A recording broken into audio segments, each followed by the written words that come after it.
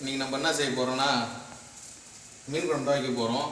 நான் உங்கள் நம்ம வீட்டு சோறு ராஜன். வாங்க பார்த்துக்கலாம் எப்படி வைக்கலான்னு.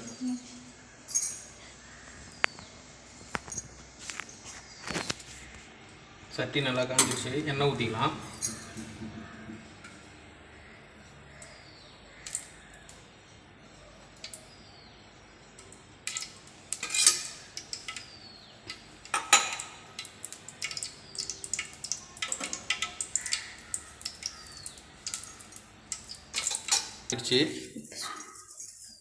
எண்ணெய் நல்லா காஞ்சிடுச்சு. வெந்தயம் போட்டுக்கலாம், கூடவே கடுகும் போட்டுக்கலாம்.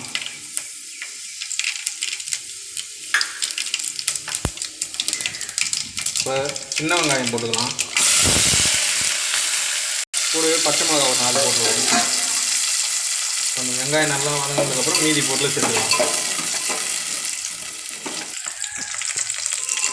வெங்காயம் நல்லா வதங்கிடுச்சு. இப்போ தக்காளி சேர்த்துக்கலாம்.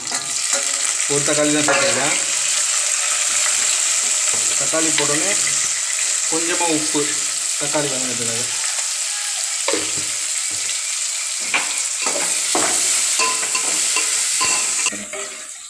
இப்போ தக்காளி நல்லா வதங்கிடுச்சு.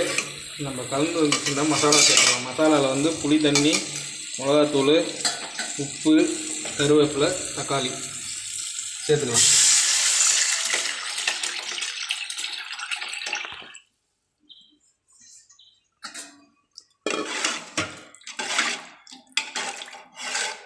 வச்சதுக்கப்புறம் மீனை போட்டுக்கலாம்.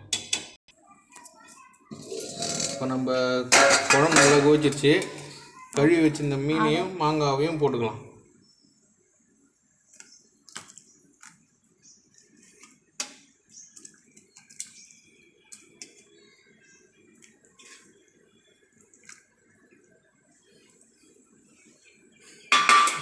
இப்போ மீனும் மாங்காவும் வந்துருச்சுன்னா குழம்பு இறக்கலாம்.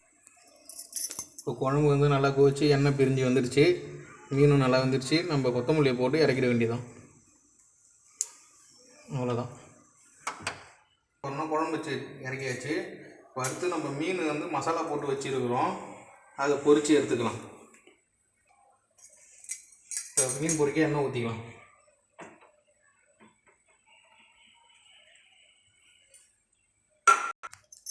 இப்போ எண்ணெய் நல்லா காஞ்சிடுச்சு. நம்ம மசாலா தடவின மீனை வறுத்து எடுத்துக்கலாம்.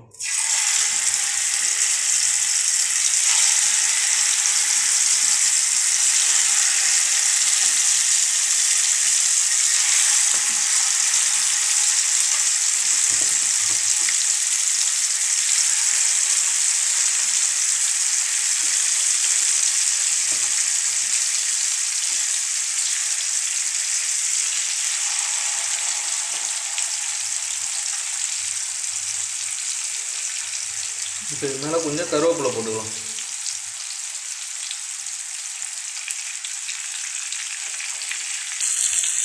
மீன் வெந்துடுச்சு. இப்போ நம்ம திருப்பி போட்டுக்கலாம்.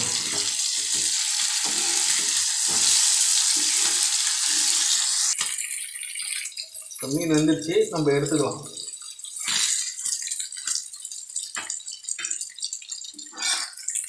இப்போ நம்ம வச்ச மீன் குழம்பு, சாதம், மீன் வறுவல் எல்லாமே சூப்பராக ரெடி ஆகிடுச்சு.